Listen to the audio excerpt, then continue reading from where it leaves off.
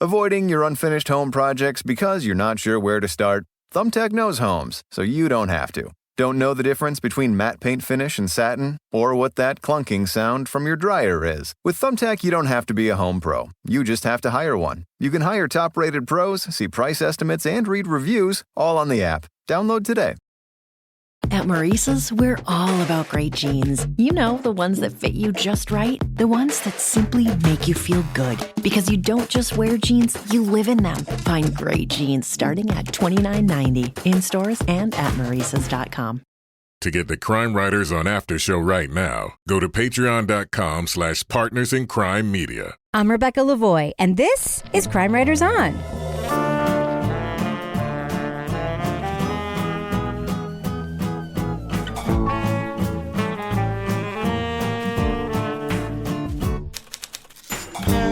Crime Writers On is the original true crime review podcast that digs into true crime, pop culture, other podcasts. And on this episode, many feared their lives would be forever altered after New Year's 2000. For some, it was, just not in the ways they thought. We'll go back to our 2018 review of Surviving Y2K from Dan Taberski. Joining me to get that done and more is true crime author, TV journalist, and host of These Are Their Stories podcast, my husband and love of my life, Kevin Flynn. Hello, Kevin. Hello, Rebecca. Kevin, yes. What are we going to hear on today's CWO Classic Rewind? Okay, this is a request from Anne from Michigan, and she wants to hear Dan Taberski's follow-up to Missing Richard Simmons, our December 10th, 2018 discussion of Surviving Y2K. Ugh. Are you ready to throw down with Toby? Let's do it. All right, let's go back and listen to that.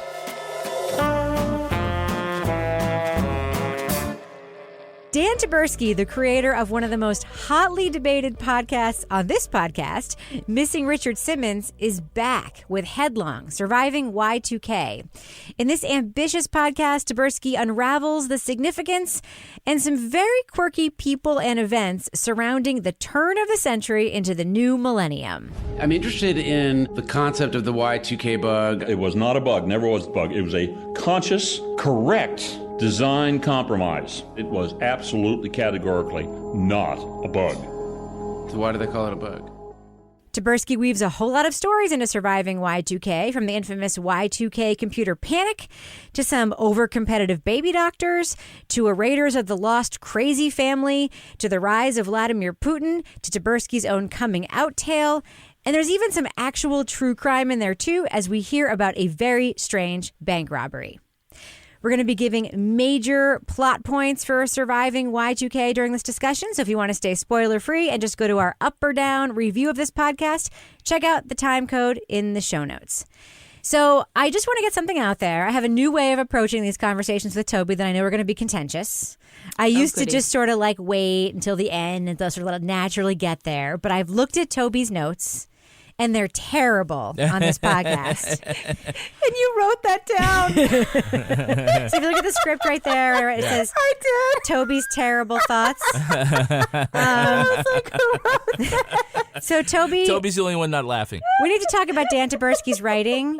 I love it so much. I think Dan Taberski is the very best storyteller / narrator / yard spinner in the podcast industry. I love everything about the way he delivers this podcast, and you do not. So let's get it out of the way. Toby, just tell us why you hate it so that we don't have to talk about it anymore. Go. Ding, ding, ding. Round one.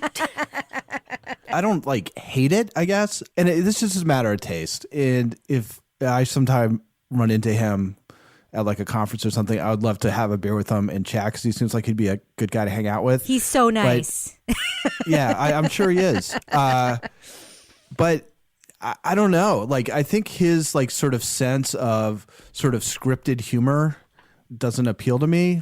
His little clever things that he says, I don't find add very much for me. And so there's that. I don't want to just go for a 5-minute dumping on this podcast.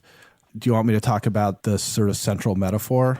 Well, it's funny that you think it's central, because I don't. He used it in one episode, and you saw it as a central metaphor. See, I think that what are you we talking spent about? 10 minutes on it. The Bering Strait land bridge metaphor that Taberski uses in the coming out episode to talk about making the leap, choosing which side you're going to be on as the millennium approaches. But I like to think it happened quicker. In a day, a moment, an event like a movie. A Stone Age posse of people just hanging out on that land bridge, and they feel a rumble. And the geological pressure that's been building for so long erupts into a fissure. And the cave people start screaming and scrambling. And as the fault line grows between their feet, they step to one side or the other. And all of a sudden they're on different continents, but just feet apart. And now, that choice they've been putting off for years, for centuries, they gotta make it now. What are you, Siberian or Eskimo? Because if you're an Eskimo, you gotta jump. Because that crack in the earth grows by the second. And it's terrifying and awful, but it's also thrilling. This is it. And everyone's screaming louder, and you just can't think about it anymore, because if you don't do it right now, you'll never have the chance again. You know, to me, that's not what this thing has been about at all, which is that it's more about these people, in most cases, it's about these people who have these certain aspects to their personality or their world outlook or whatever, that as they approach the millennium, it sort of becomes more exaggerated. The preppers begin prepping in earnest, and the really religious people go off in search of the lost ark, and the computer people have these widely divergent ideas about what exactly is going to happen, but it becomes obsessive. And then there's also a couple things that don't seem to have anything to do with the millennium other than that just happens to be when it took place. So anyway, I just thought he spends a lot of time on this metaphor, which I don't think doesn't really describe what this whole thing seems to be about to me. You thought that went all the way through the series? I don't think it did either. I think it was just him setting up his coming out story. That was just kind of a random story and all the random stories that were thrown together. But what's the point then? Why do you spend all that time on that? He was setting up his coming out story, which was his personal story here, and he was just trying to. But then it's even less appropriate to that. That's not what this podcast is about. It's not. I just want to quibble with one thing about Toby said. Eating hamsters, Kevin. That's what it's about. That was a great opening. I want to talk about the hamsters. Great opening. Yeah. I want to quibble with one thing Toby said, and I don't want to have back and forth. I just want to disagree peacefully. Okay, yeah. I do not believe that Dan Taberski's humor is scripted. Yes, there are scripted parts of this podcast, but if you hear him just talking to people, he is naturally so in the moment, present and funny in his interactions with people. You hear him interviewing people. Kevin, that style is just so loose. Yeah. Out the door, go left, don't go away. Go back out that door. Yeah. Go left down the thing, and there's a gold Honda. Okay. Trunk. Okay. It's not going to be like a dead body in there or anything, is there? It's almost like Jon Stewart on The Daily Show. When he talks about being a producer on The Daily Show, it's so recognizable to me, that sort of conversational interview style. He writes, I think, for himself better than anybody else I've heard in this medium. My favorite tiny moment in this podcast, which I've told about 100 people about, because it's one of the best character establishing sentences I've ever heard, is when he meets the giant computer guy and he says, Dave Eddy is 71 now. He's a big guy, or maybe he just acts big and loud. He's the kind of guy who seems like he'd be hard to kill. Yeah, that line is out of nowhere. It means nothing. It sounds natural coming out of his mouth, and I knew exactly what he meant. And that, to me, is the hallmark of a great expositional writer. Now, Kevin, you were just saying you don't think the bridge thing is what the podcast is about. What do you think the podcast is about? Well, no, I mean, I think it's this. For those of you who haven't listened to this podcast, I will describe it as this. It's a series of different stories related to the turn of the millennium, right? And it starts with the conceit about this Y2K computer bug and how this is going to change everything. And it looks at a bunch of different stories. And I think that what this podcast does, which Serial couldn't do or didn't do, is take these different stories that are tangentially similar, right? Have some connection, and it's probably just midnight at 1999, and weaves them in an interesting way that keeps us interested in them throughout all 6 episodes. And I've heard all the episodes because I get Stitcher Premium. And if you want Stitcher Premium for a free month, just go stitcherpremium.com/crime. That's right. That's right. Then you can listen to shows like this in advance. Not to throw in another commercial, but that was one. Serial had all these really kind of interesting stories, but they would sometimes spend a whole episode on one and then not come back to it. And he has a really good mix of stories about Y2K and tells them all the way through and keeps you interested as it goes all the way along. I think he did that in a way that Serial did not. The podcast makes a promise, and you think it fulfills that promise. Yeah. Yeah, it's just, it's entertaining. Yeah. It's just entertaining. Even when he's talking about something serious, it was kind of my sense of humor.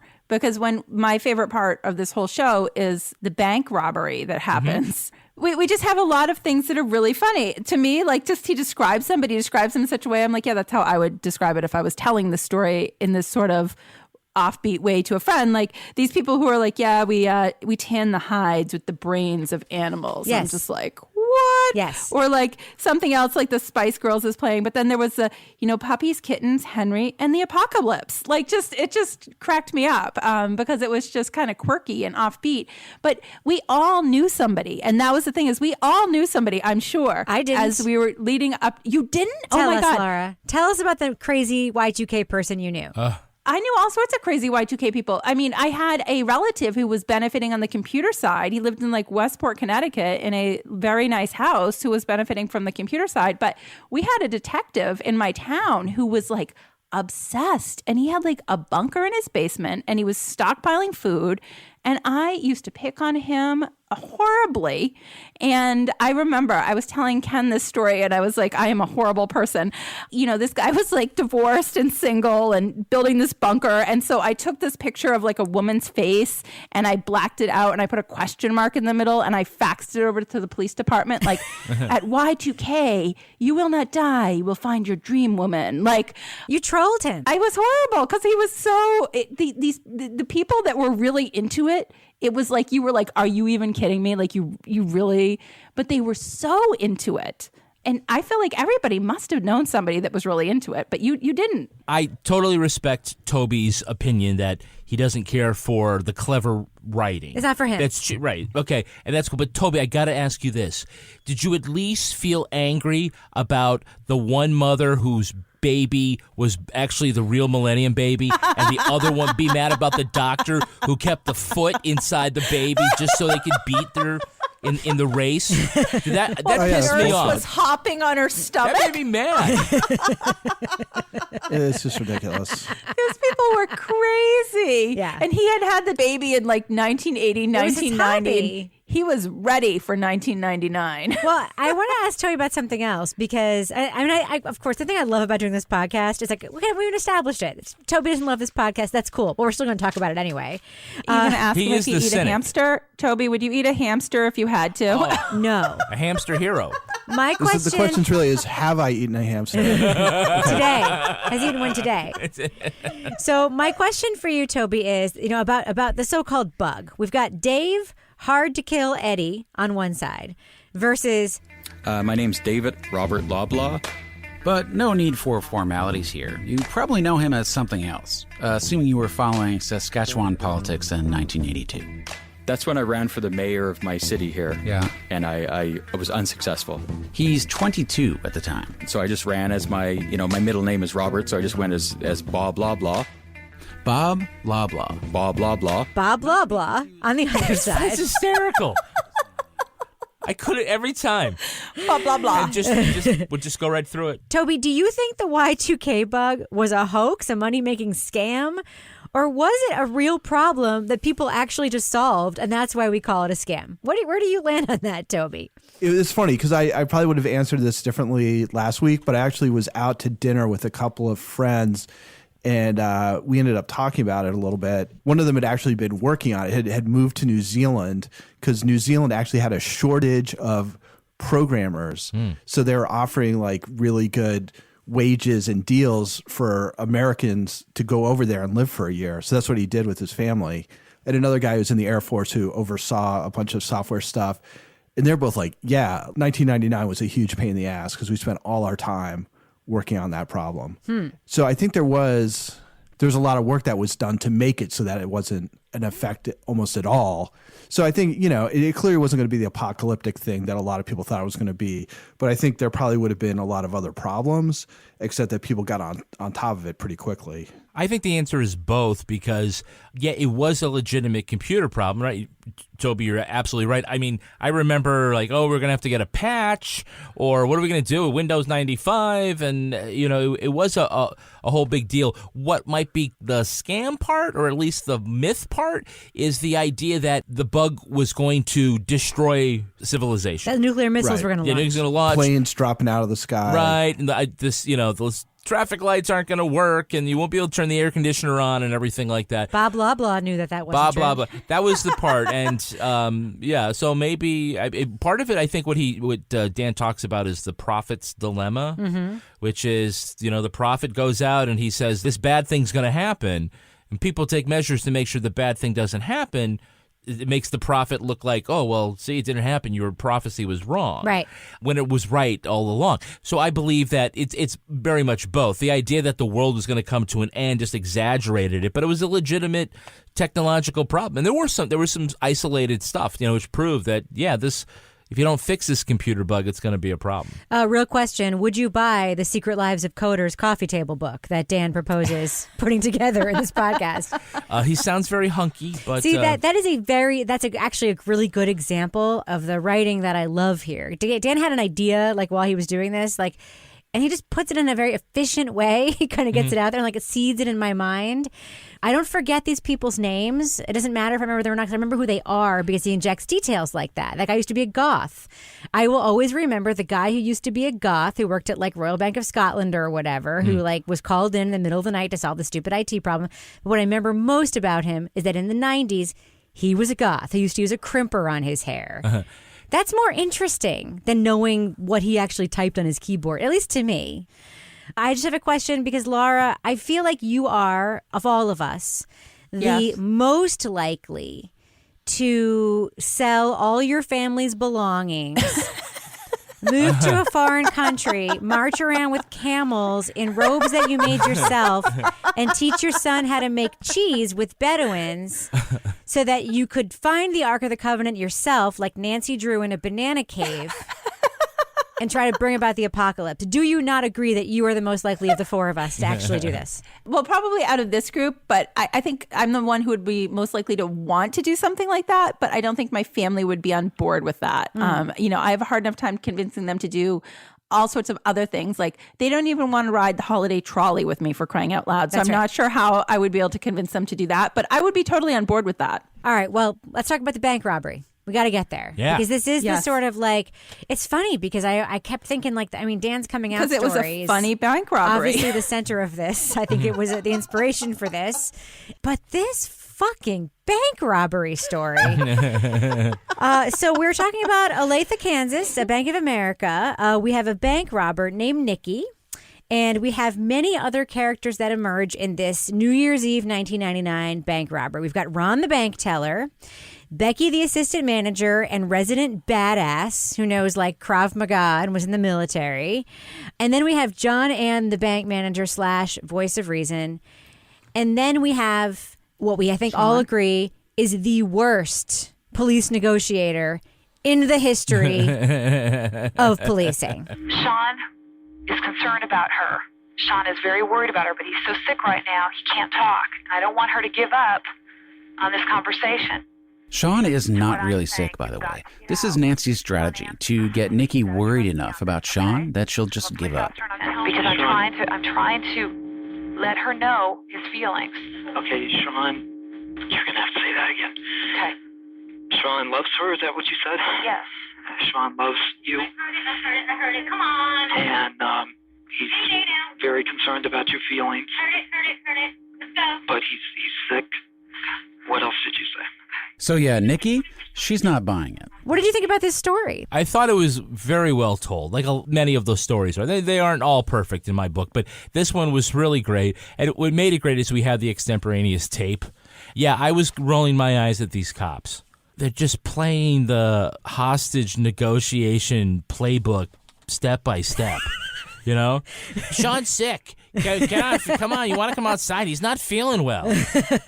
And even the bank employees are rolling their eyes. They're rolling their eyes. Like, come off of it. You're gonna get me fucking. Can you just send in a pizza? I hope that they got out and they said, I am filing a complaint with you, Wendy or whatever her name, Nancy or and the other guy. I've been doing this for 30 years. It was like, fuck you. Toby, what did you think about the hostage negotiator that we heard who was so bad? Actually, we got two horrible hostage negotiators, but so bad that even the hostages were like, Come on, you're not going to make me repeat that stupid thing you just said to the person keeping me hostage. What did you think of this whole scene, Toby? I couldn't figure out, like, was she really a hostage negotiator, or was she like a cop who like did like some kind of correspondence course? She read a pamphlet. Because it just seemed like the kind of thing where like any person who thought it through it all would be like, you know, you just can't keep throwing that shit out there. It's just not working at all. And it's funny because one of my sister's best friends is an FBI hostage negotiator, like legit. Mm-hmm. And I would love to talk to her about that little scene and get her take on it. I thought what was weird about that whole episode is, so it's kind of told in this lighthearted way, although almost nothing about it is really lighthearted. Yeah. And it changes to, in the aftermath, it becomes a lot less lighthearted. But even at the time, it's like this woman who goes in there is like, she's at the end of her rope. She lost a child or a baby or whatever. And then, you know, you find out later that, you know, she owes all this money and stuff. So she's really like acting out of complete desperation without thinking anything through or whatever. It's not like that funny a story, in all honesty. Right. The only thing that's really funny is that you've got this completely inept hostage negotiator, and that part is hilarious. And they're saved by a messy desk. There were some other funny parts, Toby. There were some other funny parts. Well, he's finding humor in what is not actually a very humorous situation. It was my take on it. This is where I guess I just have this like gallows humor because this is just, I think this is just my household because this is, you know, I have a first responder husband. I've worked in the, you know, as a journalist. So I would find humor in this as well as he did. So I think maybe that's why it appealed to me. But like in the beginning where we have, you know, she gets the money and then it's heavy. So she has Ron, the employee, carrying her bag of cash. Yes. I'm like, what? And then they're like, well, why did she come to this bank? Well, the first bank she tried to go to was not, you know, she couldn't get in. And then John Ann, who was doing her Y2K checklist while she was being held hostage. She did some paperwork. I'm irritated. I was irritated at the FBI. I was irritated at the police. I'm like, this should be over. I like that everybody's like, why is John Ann in such a bad mood? Yeah. And so I'm like doing my Y2K checklist thinking this night's going to never end. It was like a bad sitcom. It was like a bad sitcom playing out. So I know there was serious parts to it, but I kind of appreciated the humor because it made the storytelling to me a little more, like I was listening to it and I'm like, yeah, I would have picked up on that. Best part is Sean waited for her, then 9 years later they got married. I know. What the? Listen, all she wanted to do was talk to Sean. And then when she put the gun down. So she set the gun down to find a pen. And that's when Ron grabbed the gun. And the bank employee has taken the gun, and they're just sort of basically tossing the gun back and forth like a hot potato. Like a monkey in the middle. And the whole time, this trained, in quote unquote, police officer is just going like, Ron, John Ann? Ron, John Ann? Is anybody there? What's going on in there? We're doing your job for you. Shut up, Nancy. Oh my God. Yeah, it is. It's a very strange sort of tableau, and to me represents just sort of like what those people were doing on that night and how different it was than what other people were doing on that night. And then it ended up on the ticker in Times Square. That's right. That's right. As Dan was contemplating how he was going to ruin his poor wife's life. It was definitely I mean, if you think about the fact that we are talking about a podcast that includes the stories we've talked about, plus includes stories about preppers who've buried treasure in Mexico, plus includes a story about a reporter, a lesbian reporter in Russia who is there when Vladimir Putin basically is given control of the country and her life ends up completely changing as a result. Should be a major story, ends up being sort of a backstory to some of these other tales. And it's Masha Gessen. I mean, It's not just like a, reporter. I mean, she's big time. Yeah. There's a lot going on here. And I guess judging by this panel, we either think it works or it doesn't. So, Laura, you have some deep thoughts about this show. Sorry, Laura, but sometimes those deep thoughts can be very distracting. It's true. Or sometimes you just really need to talk it out, which is why finding a therapist is important, but it can be hard to do. And that's where the folks from Rula come in. Rula is a healthcare company that makes accessing affordable, high-quality mental health care easier. A lot of people want to do it online. Finding one that takes your insurance can be a challenge. Oh, yeah. So Rula partners with over 100 insurance plans to match users with licensed in-network therapists and psychiatrists nationwide. So they work on sort of like, what your goals are. Some people might find the world a little challenging. Yes. Some people might be doom scrolling. Some Why? people might be thinking about their future. And yes. Talking to someone about it is great, especially talking to somebody about it who knows what they're doing. No offense to like any of your sisters, Rebecca, but I just don't think that maybe they are the best people to sort of like help me with my existential dread. Exactly. So Rule is going to stick with you through your journey, checking in, make sure that the care is helping, moving you forward, and appointments are often available as soon as tomorrow. And most patients are paying just $15 a session. Wow. Thousands of people are already using Rula for therapy that is high quality, accessible, and best of all, covered by insurance. Visit Rula.com/CWO CWO to get started. After signing up, you'll be asked how you heard about them. Let them know that this show sent you. We're Crime Writers On, by the way. That's RULA.com/CWO. CWO. Because mental health care should work with you and not against your budget. A massage chair might seem a bit extravagant, especially these days. 8 different settings, adjustable intensity, plus it's heated, and it just feels so good. Yes, a massage chair might seem a bit extravagant, but when it can come with a car, suddenly it seems quite practical. The all-new 2025 Volkswagen Tiguan, packed with premium features like available massaging front seats, it only feels extravagant. If you thought goldenly breaded McDonald's chicken couldn't get more golden, think golder! Because new sweet and smoky special edition gold sauce is here. Made for your chicken favorites. At participating McDonald's for a limited time. Laura Bricker, would you tell our listeners that it is worth the journey to listen to Headlong Surviving Y2K with Dan Taberski? Thumbs up or thumbs down for this podcast? I'm going to start with you, Laura. I'm going big thumbs up because, I love this because I lived through this. And I think, for a certain generation of people, this was like I was at my first job. I remember being in the newsroom, all the stories that were happening. And, and I remember the people that were really thinking this was going to be legit. I love the humor that he puts into it. The stories are interesting. I love all the people that you hear about, from the doctor and the nurse who's hopping on the lady's stomach trying to get the baby out, to the guy, Otis, who's going to live in his bunker with hamsters and eat them. I mean, that was worth the price of admission. So I would say thumbs up. All right, Toby Ball, we're ready for your thumbs down for Surviving Y2K. Go ahead and give it to us. Look, I'll give it a thumbs up because I think it's... What's happening? Rebecca, did you oversell it? No, well, this is the thing, is that it's got a lot of problems, I think, but he's got a lot of good stories as well. And, I wish that he had spent, and there's one episode that I haven't listened to because it's not out yet, but, I wish he'd spent some more time on some of those stories. But, I'm not going to say thumbs down because it's got a lot of interesting stuff. I just don't think, I don't want to be a jerk. I just don't think it is as good as it could have been. And I think there are things that didn't need to be done, just little things that are written that I think take away from the overall picture. But for the most part, it's interesting. I mean, you keep listening to, I'll listen to the last episode. So some of the stuff just isn't to my taste in the same way it is to, say, Rebecca and Laura's. Yeah, I mean, I just think when I listen to your review and I read your notes, which I'm not going to read out loud, it's not for you. And that's okay. I mean, you can say it's interesting, but not to your tasting. That's fair. I, however, am going to go out on a limb and say this is one of my favorite podcasts that I've listened to this year. If I were making my end of the year list now, I would put this in the top 3, hands down. I love everything about this podcast. The only criticism I'm going to make of Headlong Surviving Y2K is its clumsy release in the same feed as Missing Richard Simmons.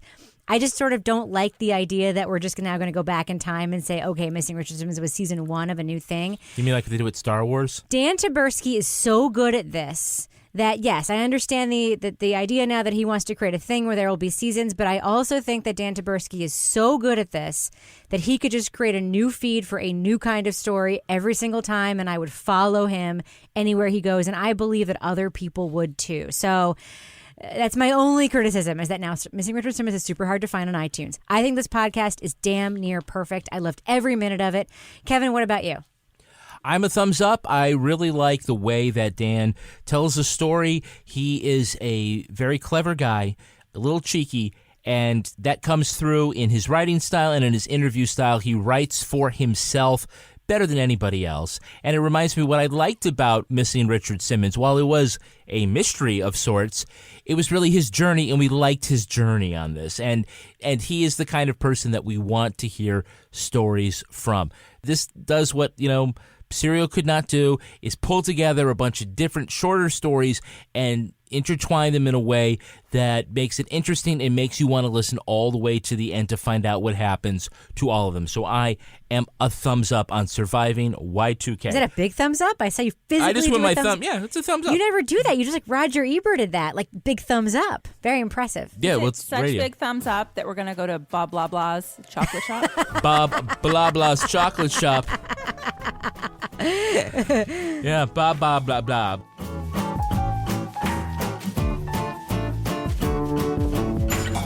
All right, Rebecca. I mean, we have listened to a lot of Dan Taberski podcasts. This one, I think you'd agree, is his most personal. Absolutely. But Dan remains one of the best. Can you if tell not us, the best. Yeah. Can you tell us about Left of the Dial and their essential podcast list? Yeah, so this is a media company that put out their top 100 podcasts of all time, and Dan made it twice with Hysterical and one of my favorite podcasts he's ever made, 912. Yeah, really good. Well, I really loved Hysterical as well. But I mean, everything that he does has been really great. And he, certainly this could have been the sophomore slump. And, it took Toby a while to come around on Dan Taberski. He gets better and better, though. He gets better and better. And so, yeah, it's almost a guaranteed thumbs up when we see Taberski coming in with something. And of course, I'm always eager to hear what the next thing is. I'm just going to say for the record, my favorite Taberski podcast is still The Line. Mm-hmm. All right, Kevin, does that do it for us? That does. This show was recorded in Studio C, the closet in our New Hampshire basement, where we also have stashed our supply of canned goods and drinking water for the inevitable breakdown of society. It's happening. On behalf of all the crime writers, thanks so much for listening. We will catch you later.